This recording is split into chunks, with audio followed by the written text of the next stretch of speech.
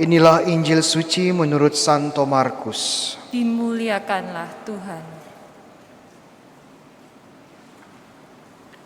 Sekali peristiwa dalam khotbahnya tentang akhir zaman, Yesus berkata kepada murid-muridnya, pada masa itu, sesudah siksaan-siksaan yang berat, matahari akan menjadi gelap dan bulan tidak bercahaya.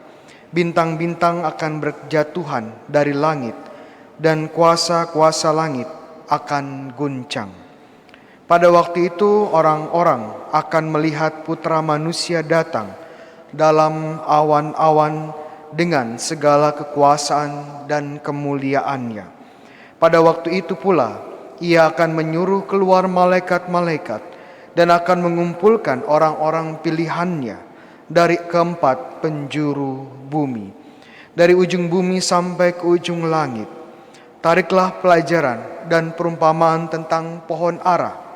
Apabila ranting-rantingnya melembut dan mulai bertunas, kamu tahu bahwa musim panas sudah dekat. Demikian juga, jika kamu lihat hal-hal itu terjadi, ketahuilah bahwa waktunya sudah dekat, sudah di ambang pintu.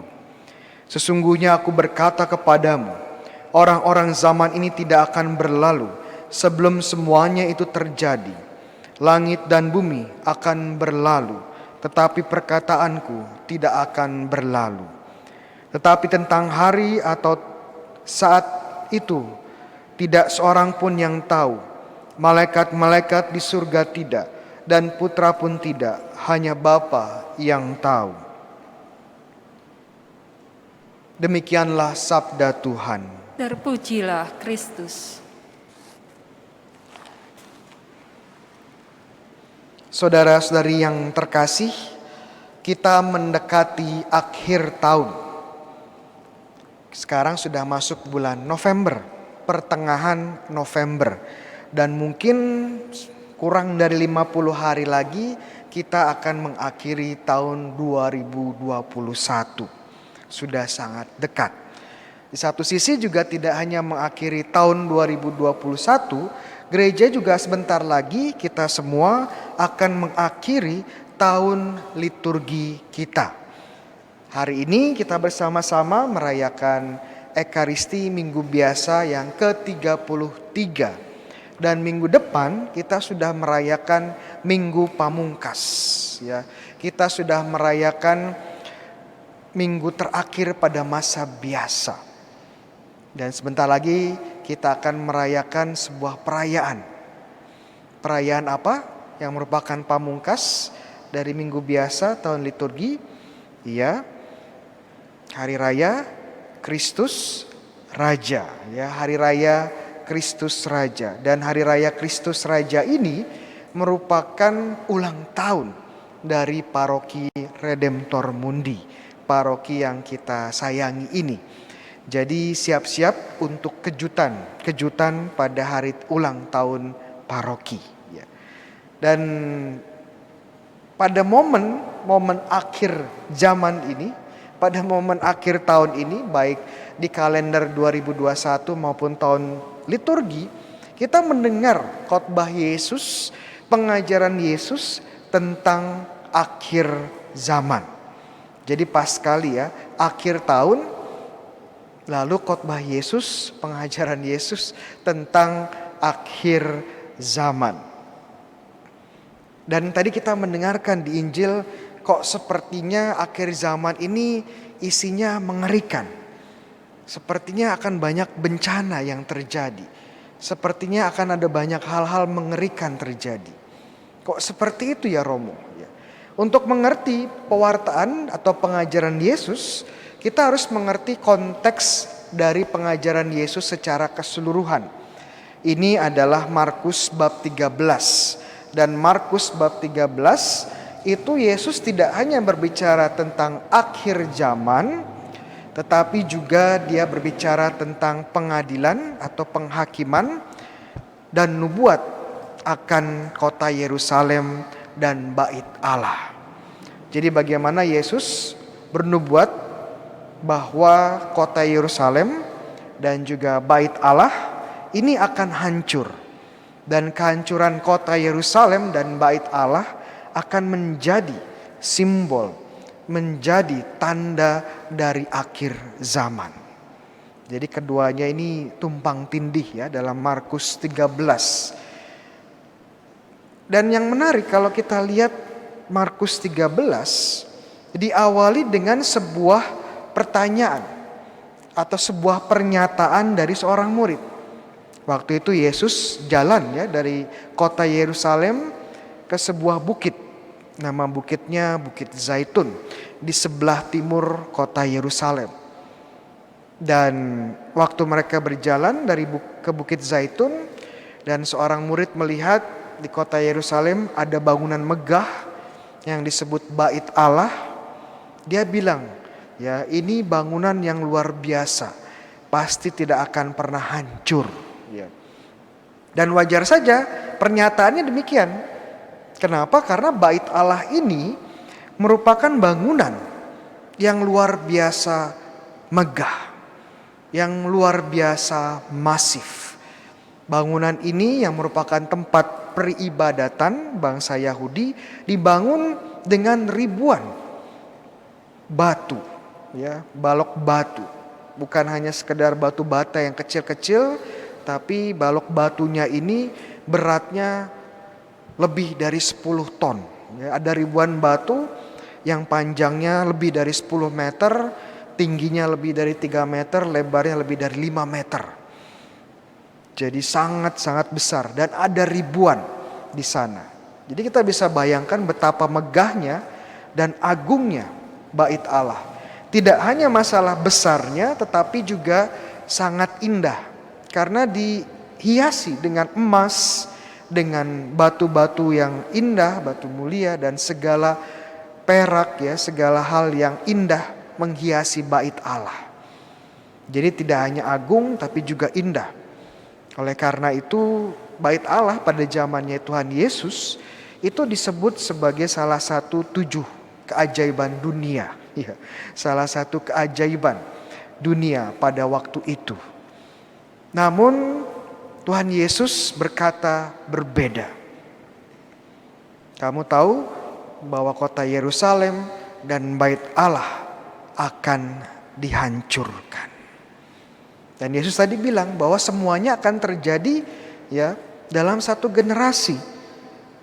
Kamu akan melihat hal-hal ini. Dan benar saja 40 tahun kemudian, kurang dari 40 tahun kemudian, kota Yerusalem dikepung oleh Jenderal Titus dan tentara Romanya. Dan bagaimana banyak hal-hal mengerikan terjadi.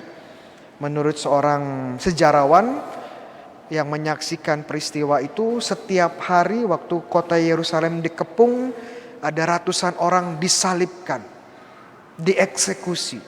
Kemudian bagaimana penduduk yang tinggal di dalam kota Yerusalem yang dikepung, mereka kelaparan dan bagaimana mereka harus akhirnya memakan sesama, melakukan kanibalisme. Sampai akhirnya kota Yerusalem dihancurkan, Bait Allah terbakar. Bangunan megah sekalipun, yang agung pun, yang menurut manusia ini sangat dahsyat, dalam sekejap bisa hancur. Kita lihat ya betapa hal yang mengerikan ini terjadi. Namun pertanyaannya, kenapa Yesus kok mengatakan hal ini? Kenapa Yesus memberikan pengadilannya, penghakimannya, nubuatnya yang mengerikan kepada kota Yerusalem dan Bait Allah? Jawabannya, karena kota Yerusalem secara khusus para pemimpin-pemimpinnya menolak Yesus. Dan menolak Yesus berarti menolak Tuhan sendiri. Dan akhirnya mereka mendapatkan penghakiman karena menolak Yesus. Namun kalau kita lihat perjanjian lama, sebenarnya penghakiman Yesus ini bukan suatu hal yang baru. Kenapa? Kalau kita lihat kisah-kisah para nabi di perjanjian lama, Seruan mereka tidak jauh berbeda dengan seruan Yesus. Bertobatlah Israel, bertobatlah kota Yerusalem, terimalah dan kembalilah kepada Tuhan Allah. Kalau tidak, engkau akan dihancurkan. Itu seruan nabi, para nabi, dan seruan yang diulangi oleh Yesus. Namun sayangnya di perjanjian lama kota Yerusalem diwakili oleh sang raja, para raja dan juga para imamnya menolak untuk bertobat. Bahkan mereka terus berbuat jahat, menyembah berhala dan bahkan mempersekusi para nabi. Dan benar saja kota Yerusalem di perjanjian lama akhirnya hancur. Dikepung dan dihancurkan kekaisaran Babilonia tahun 587 sebelum Masehi. Dan sekarang Yesus mengatakan hal yang sama. Bertobatlah, terimalah Tuhan kembali. Namun sama seperti para pendahulu mereka menolak Yesus, menolak Tuhan. Sehingga apa yang terjadi? Penghakiman. Mereka hancur dan bagaimana penderitaan terjadi karena penolakan terhadap Tuhan. Jadi sebenarnya Tuhan Yesus ini memberikan kesempatan untuk bertobat. Yesus tidak serta-merta memberikan penghakiman. Yesus tidak serta-merta menghukum atau berdemuat tentang kehancuran kota Yerusalem. Para pemimpin inilah yang menolak Yesus. Dan ini pesan para nabi yang diulangi Yesus. Dan saya percaya pesan yang sama itu buat kita semua sekarang ini. Akhir zaman itu bukan masalah nanti, tetapi masalah sekarang. Apa yang kita lakukan sekarang akan menentukan apa yang terjadi di akhir zaman. Dan kita lihat yang ditegur Yesus, yang dikritisi Yesus itu adalah para imam, para penatua, para ahli Taurat, para Farisi. Jadi mereka ini orang-orang sebenarnya yang ahli agama. Tapi bagaimana walaupun mereka ahli agama, bagaimanapun mereka ini seorang yang rajin berdoa, tapi semua hanya untuk show. Hanya untuk dilihat orang. Tapi tetap saja mereka menindas yang lemah. Tetap saja hatinya jauh dari Tuhan. Dan ini pesan yang sama buat kita semua. Tuhan selalu mengajak kita kembali kepadanya. Tuhan selalu mengajak kita untuk kembali dan bertobat kepadanya. Namun apakah kita sungguh-sungguh bertobat? Kata bertobat dalam bahasa Yunani, biar keren dikit pakai bahasa Yunani. Itu metanoia. Metanoia. Ada yang tahu artinya kata metanoia? Bertobat Romo. Iya betul. Kata metanoia itu dari dua kata meta, perubahan, dan noia, nous, pikiran, akal budi, pola pikir. Jadi ada perubahan pola pikir. Yang dulunya pemikirannya jauh, pandangannya menjauhi Tuhan, sekarang berubah menjadi terpusat pada Tuhan. Dan harapannya perubahan pola pikir menjadi perubahan dari perilaku dan sikap dan karakter kita. Ini panggilan Yesus untuk kita semua. Ubahlah pola pikir kita yang terfokus pada kita sendiri, kepada dunia, sekarang kepada Tuhan Yesus. Dan tegurannya bukan hanya untuk semua yang jauh dari Tuhan, tapi justru untuk kita yang beragama, yang ikut misa setiap minggu, yang mengaku diri sebagai orang Katolik, yang ber-KTP Katolik, yang merasa pernah dibaptis Katolik, yang punya surat baptis dan krisma Katolik. Kenapa? Karena kadang-kadang walaupun kita mengaku sebagai orang Katolik, dalam kehidupan sehari-hari mungkin sebenarnya kita jauh dari Tuhan. Sama seperti ahli Taurat, ada dikotomi. Saat di tempat peribadatan terlihat suci, tapi hidup sehari-hari menindas yang lain. Mungkin kita terlihat suci di tempat ibadah, kalau lagi berdoa terlihat baik, tapi di luar itu mungkin tidak seutuhnya untuk Yesus. Mulut kita yang kita pakai untuk berdoa rosario, mungkin adalah mulut yang sama kita gunakan untuk gosip,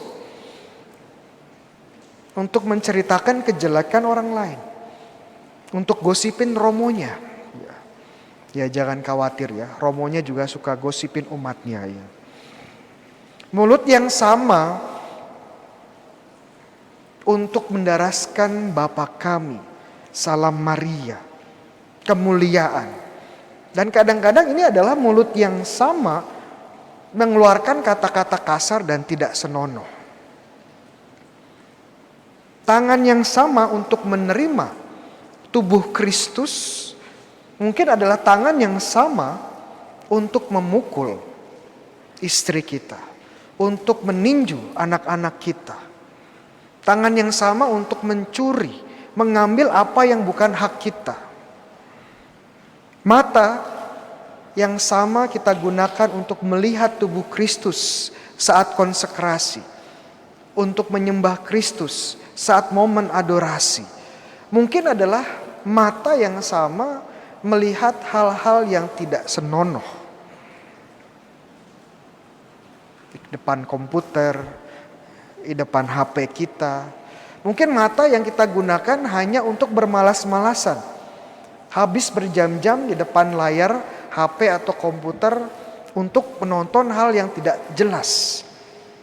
YouTube lah, Facebook lah, TikTok lah, sosial media yang tidak jelas. Dan pasca pandemi ini kita disadari bahwa kita semakin jauh dengan Tuhan. Kita semakin jauh dengan Ekaristi. Dengan terbukanya peluang Ekaristi online. Kita sekarang memperlakukan Ekaristi tidak bedanya dengan seperti tontonan-tontonan YouTube yang lain. Saya bisa nonton misa online kapanpun, dimanapun, dengan cara apapun. Dimanapun ya, kadang-kadang di ruang tamu ya, kadang-kadang di kamar ya, kadang-kadang di dapur sambil masak ya, kadang-kadang di jalan lagi nyetir ya. Kapanpun, kadang-kadang streaming ya, kadang-kadang tayangan ulang, kadang-kadang ya kalau sempet, kalau enggak ya nggak apa-apa ya. Dengan cara apapun. Sekarang di YouTube ada fitur ya untuk mempercepat tayangannya. Jadi tahu ini Romo Bayu yang ngasih homili, langsung dipercepat 2 kali. Biar cepat selesai. Jadi bagaimana sekarang Ekaristi hanya entertainment buat kita. Karena masa pandemi ini menjauhkan diri kita dari Ekaristi. Makanya saya salut dengan teman-teman yang ada di gereja ini sekarang. Ini sekarang lagi hujan deras ya. Namun teman-teman di sini tetap pergi ke gereja. Tetap mau menerima Ekaristi.